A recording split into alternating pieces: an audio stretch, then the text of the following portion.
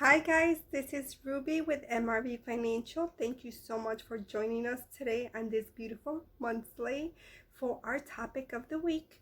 For today's topic, we're going to talk credit. How do I increase my credit score? 6 quick tips for you. I hope you find this information helpful. This is a very interesting time to be aware of your credit. If you are not being interrupted with your financials with this coronavirus, and you still want to continue to build up your credit so that you could, get some real estate investments, or if you're a business owner, you're trying to grow your personal credit line so that you can build your business credit line. This will be helpful for you as well. You could apply all of these tips across the board for whatever you need. So if you have any questions for us, please don't forget to reach out to us. As always, please share this information with your friends and family, as we hope to add value to your financial house. It's very important that everyone has their credit score as best as possible, as it does give you buying power. So if we could help each other out by educating each other, sharing information on how to improve your financials, I think we would do each other a really good favor. So let's get on with our first tip. Make your payments on time for all of your bills. One of the things that I see happening a lot is that people think that if you just pay one late, the other one should be okay. So when it comes down to the budgeting and picking and choosing which one you should be paying now, I would say make sure that you always put everything that's going to affect your credit, because it doesn't matter that you are paying 10 of your bills but you're leaving one. That one time affects your credit. So be sure to always pay all of your bills on time. Even if you do one this month and then you flip it to the next one, just making a late payment hurts your credit score overall. Set up auto pay or calendar settings on your own calendar systems. That is one quick tip that would help just ease some of the management and some of the load of you having to sit there and pay every single one of your bills. A lot of companies, what they'll do too is, if you set up your bill with them on auto pay, they will go ahead and give you a discount off of your bill. So look at that if that's an option for you. I know the cell phone companies are really good for that. You may want to check your insurance company as well. A lot of the times, your insurance company, if you pay your bill for the period, let's say the typical auto insurance is 6 months, your home insurance typically is 1 year. If you paid in a lump sum, you are able to also get some savings on your insurance payment just by paying it that one time. You could go ahead and figure out how that would work for you, but that's another option that you do have. Don't open too many accounts at once. This happens all the time, where you're car shopping, and let's say that you go from dealership to dealership. Every time they run your credit, that hurts you. So try to avoid to do that. The most accounts that you should be opening per year should be 2 accounts per year. That is the average for you. When you're opening 10, well, each time it dings your credit 2 points for each time, and it stays about 2 months on your credit. So make sure that that it hurts your credit, but it will stay on your credit report for 7 years. So be aware of that.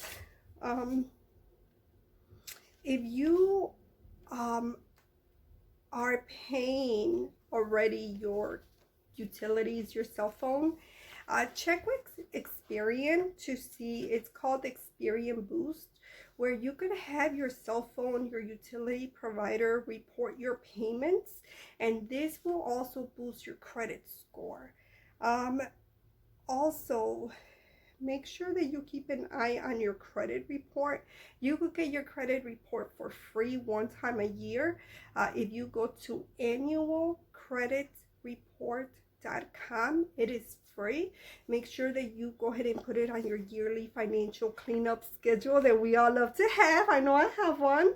And go ahead and just, remind yourself to yearly go ahead and browse through your credit reports. There's 3 reports: Experian,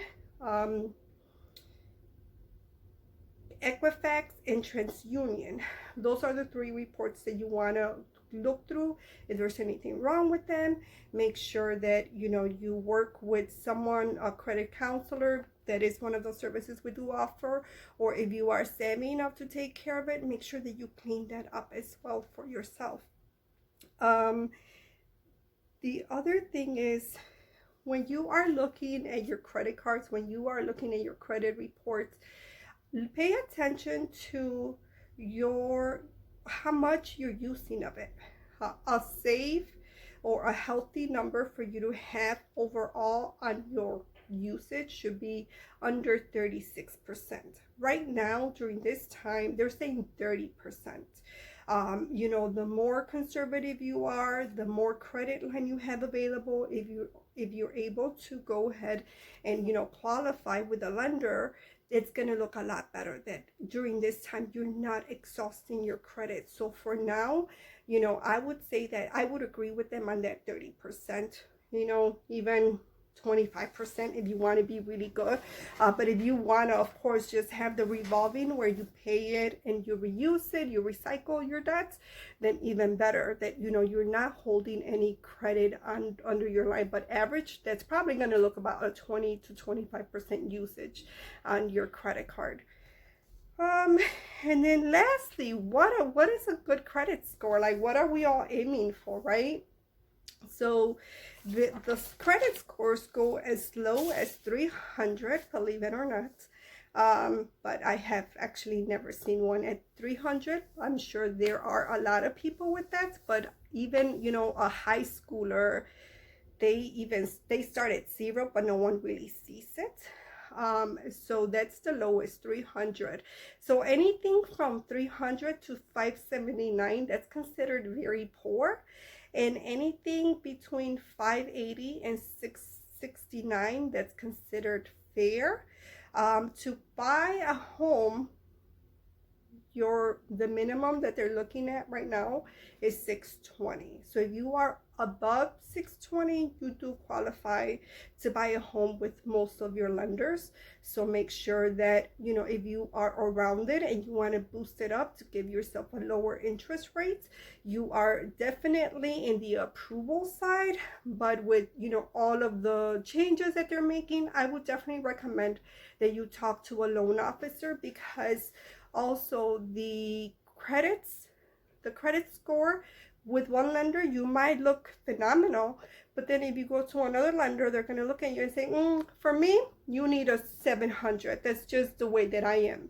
So make sure that you talk to a lender to find out where you are, okay? So anything between 670 to 739 is considered really good, and 740 to 799 is considered very good. And exceptional is between 800 and 850. Like I said, if you are shopping for assets, for investments, that they do need to review your financials. If you're a business, and they need to make sure that you have enough equity, they need to make sure that your business is good. Just make sure that you check from lender to lender to see what they deem good. I hope that these quick 6 tips helped you in your financial house. Make some adjustments, some tweaks, so that you can continue to build up your financial house. This is Ruby with MRB Financial. Thank you for joining me on this beautiful monthly. Don't forget to share, join our social medias, and even if you share this privately with your friends and family, I know this is a sensitive topic, so I think we would all benefit from learning something new each day. So we would appreciate making us, part of your financial house. If you have any questions, please do give us a call. We are here to help you, and we wish you a great rest of your week. Bye.